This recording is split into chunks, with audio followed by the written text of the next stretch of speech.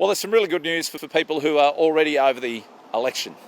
59 days to go, and it's prompted today's conversation about preferences. Personally, I hate the idea that voters have got to number every box, but you can thank Labor, the Katters, the Greens.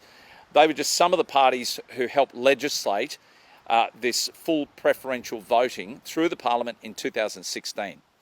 Now, it was very sneaky. There was no consultation with the public whatsoever, and Queenslanders like me, we despise it. We despise having to number every single box. So I'm with you on that front. And while we'll have to do it at this election, if One Nation get a say in the next Parliament, we'll help get rid of it ahead of the 2028 state election. Now, I want to make something very clear to Conservative voters. Now's the time to do this. One Nation will be recommending to every voter in Queensland that they put Labor and the Greens last. I'll say it again. Put Labor and the Greens last.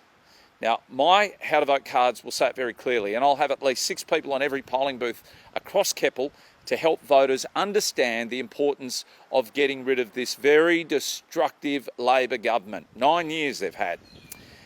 Well, as for the LNP here in Keppel, and in fact right across Queensland, they've actually refused to say where they'll recommend their preferences go. Now, some of you may be asking, well, what's Labor going to do? Well, in previous elections, if you follow Labor's how to vote card, they give you preferences to the Greens first and then the LNP.